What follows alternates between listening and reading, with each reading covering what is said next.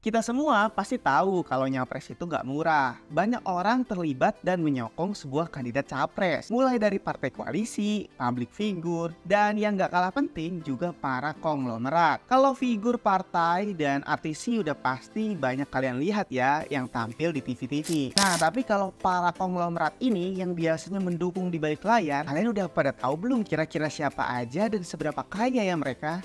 Nah, kenapa Mimin bilang pemilihan presiden itu mahal banget? Karena berdasarkan laporan penerimaan dan pengeluaran kampanye pemilu 2019 lalu, diketahui Jokowi setidaknya mengeluarkan lebih dari 600 miliar rupiah, sementara Prabowo lebih dari 200 miliar. Bahkan berdasarkan berita CNBC, dibocorkan setidaknya dalam kontestan presiden tuh membutuhkan dana hingga 5 triliun loh guys. Wah, gede banget kan? Modal yang sebesar ini nih umumnya untuk kepentingan kampanye, alat peraga, hingga kebutuhan pasangan bakal calon. Dan di setiap tim kemenangan biasanya selalu ada konglomeratnya. Nah, siapa aja kira-kira? Yuk, langsung aja kita bahas. Tapi sebelum itu, pastikan kalian udah like dan subscribe channel Republika Mahasiswa ya. Yang pertama nih, kita mulai dari pasangan nomor urut 1 dulu. Ada Anies dan Caimin, atau yang biasa dikenal Amin. Pasangan dengan sebutan Amin ini dikabarkan memiliki paling sedikit penyokong konglomerat guys. Tapi kalau dilihat-lihat lebih detail, walau sedikit, tapi yang nyokong orangnya juga bukan main-main. Yang pertama, ada nama Ketua Umum Partai Nasdem,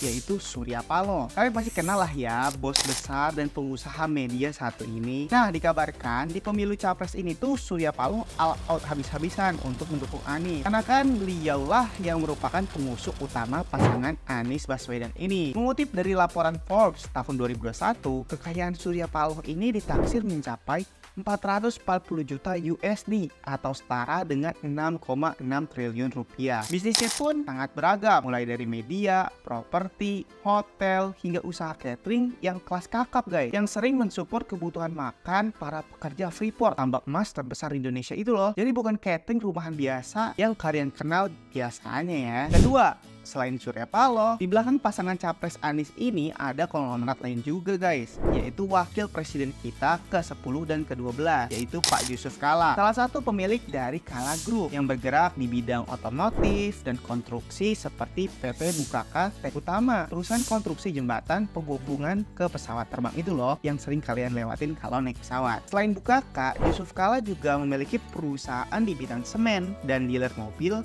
yakni Bosowa Group. Pokoknya Pak JK ini walaupun terlihat kalem, tapi juga kaya raya banget loh, termasuk konglomerat di Indonesia dengan kekayaan ditaksir 900 miliar rupiah berdasarkan kata data dan Merdeka. Nah, yang ketiga di kelompok Amin ini juga ada Rahmat Gobel, yang merupakan wakil ketua DPR RI 2019 sekaligus pemilik dari Gobel Group, salah satu konglomerat Indonesia yang sudah merintis bisnis sejak 1954. Salah satu produk terkenalnya yaitu Panasonic. Nah, kalian pasti udah nggak asing kan? Nah, untuk kekayaan konglomerat satu ini berdasarkan data-data dan Merdeka, Rahmat Gobel ditaksir memiliki kekayaan 563 miliar rupiah.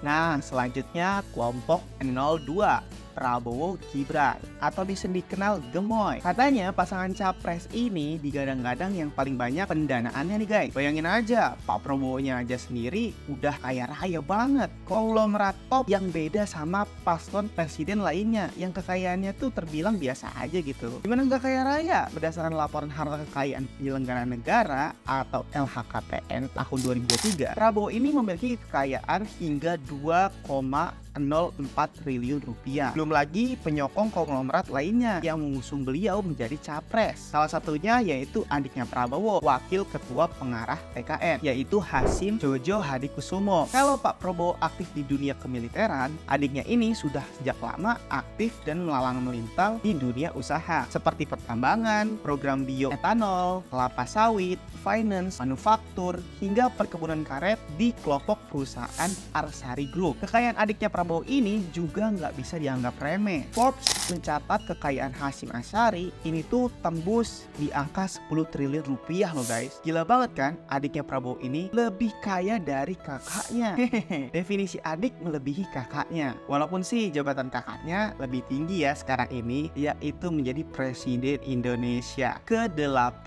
Hehehe. Selain Hasyim tentunya ada banyak nama lagi pendukung Capres 02 ini berdasarkan kata data dan Tirto ID, yaitu ada Abu Rizal Bakri, pemilik Bakri Group dengan kekayaan ditaksir 77 triliun berdasarkan data terakhir yang tercatat tahun 2007. Lalu ada pengusaha Bosowa Group juga, yaitu Erwin Aksa yang merupakan keponakan Yusuf Kala yang punya pandangan kubu capres yang berbeda nih yang mereka dukung. Selanjutnya ada Erick Thohir yang juga pemilik dari Mahaka Group yang kekayaannya ditaksir 2,3 triliun rupiah. Lalu ada Boy Thohir, pemilik Adaro Group yang merupakan saudara dari Erick Thohir juga dengan kekayaan yang nggak kalah yaitu 52 triliun rupiah. Selanjutnya ada Yusuf Hamka nih, pemilik CMNP yang suka bangun jalan-jalan tol itu loh. Kekayaannya ditaksir 15 triliun. Dan juga ada Erlangga Hartanto yang saat ini merupakan ketua umum Partai Golkar yang bisa dibilang beliau juga pengusaha konglomerat yang hebat yang kekayaannya diketahui mencapai 454 miliar rupiah. Gimana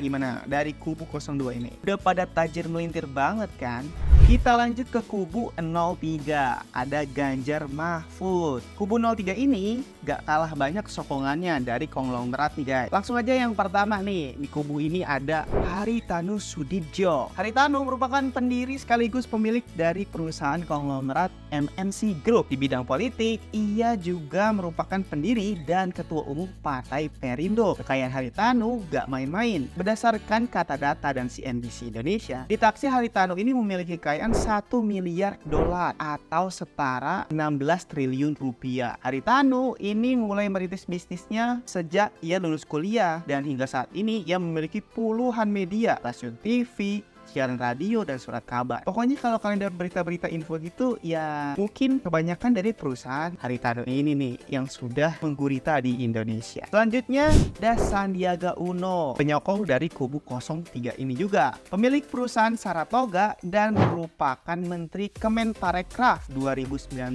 Berdasarkan laporan LHKPN terakhir nih ya, per 31 Desember tahun 2022, Sandiaga Uno memiliki kekayaan 10,99 triliun rupiah dan jumlah kekayaan tersebut porsi kekayaannya terbanyak berasal dari surat berharga yang termasuk kepemilikan sahamnya di Saratoga yang selama beberapa tahun ini naik gila-gilaan semenjak ia masuk ke kabinet Joko Widodo dan mendapatkan posisi Kemenparekraf. Selanjutnya di belakang kubu 03 juga ada konglomerat lain yaitu Arsyad Rashid. Koalisi pengusung Ganjar Pranowo resmi menunjuk Arsyad Rashid menjadi ketua tim pemenangan nasional atau TPN pada pemilu 2024. Arsyad dinilai memiliki kapabilitas menjadi ketua TPN. Di luar itu, sebagai pengusaha, Arsyad juga terafiliasi nih dengan sejumlah emiten dan perusahaan publik. Bahkan ada yang masih ia pimpin dan kelola sampai saat ini, seperti PT Indika Energy Tbk. Dikutip dari catatan kata data per 2022, Indika Energy melaporkan laba bersih 452,7 juta dolar atau setara dengan 6,9